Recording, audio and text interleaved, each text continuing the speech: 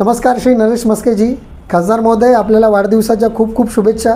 खरं तर मला वाढदिवसाच्या शुभेच्छा देण्यासाठी आपल्या कार्यालयात यायचं होतं, परंतु दुर्दैवाने मीरा भाईंदरमध्ये आपलं अजूनही कोणतंही कार्यालय नाही. आपल्याला कदाचित आठवत नसेल, पण 2024च्या लोकसभेमध्ये आपण या ठाणे लोकसभा मतदारसंघातून खासदार म्हणून निवडून आलात आणि त्या ठाणे लोकसभा मतदारसंघाचा एक भाग मीरा भाईंदरसुद्धा आहे. या मीरा भाईंदरच्या नागरिकांनीसुद्धा आपल्याला वोट दिलं. खासदार महोदय, आपल्याला नाही म्हटलं तरी महिन्याला 2 ते 2.25 लाख सरकारकडनं अधिकृतरित्या वेतन होतं. त्यात लाख सव्वा लाख तुमचा पगार झाला. 60,000 ते 70,000 मला वाटतं कार्यालयीन भत्ता आहे, दैनंदिन भत्ता, असे वेगवेगळे भत्ते आहेत जे जवळजवळ 2-2.25 लाख आपलं मासिक वेतन सरकारकडनं अधिकृतरित्या येतं. त्याचबरोबर आपल्याला मला वाटतं की पाणी फ्री मिळतं, 50,000 युनिट्स इलेक्ट्रिसिटी फ्री मिळते.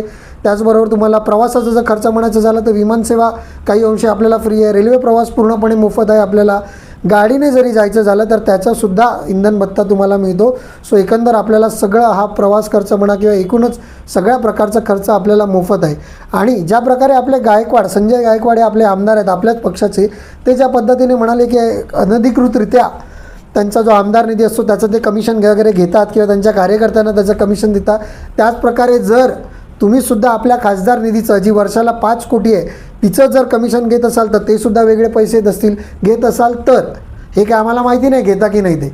मात्र एवढं सगळं असूनसुद्धा जर मीरा भाईंदरकरांसाठी आपल्याला एखादं कार्यालय आज 2 वर्ष जवळजवळ होत आली तरीसुद्धा ओपन करता येत नसेल, चालू करता येत नसेल, तर कृपया करून यासोबत आम्ही तुम्हाला युवक काँग्रेसतर्फे एक पत्र देत आहोत. त्या पत्राला तुम्ही रिप्लाय द्या, उत्तर द्या. आणि तुम्ही जर सक्षम नसाल तर मीरा भाईंदरकरांच्या जनता सक्षम आहे ती संपूर्ण वर्गणी आम्ही काढू आणि वर्गणी काढून आपल्याला एक मीरा भाईंदरमध्ये कार्यालय आम्ही तयार करून देऊ. त्यामुळे खासदार महोदय जरा मनावर घ्या. मीरा भाईंदरसुद्धा आपल्याच मतदारसंघाचा एक भाग आहे. आणि पुन्हा एकदा वाढदिवसाच्या खूप खूप शुभेच्छा. पढ़ते रहिए fight against criminal daily newspaper.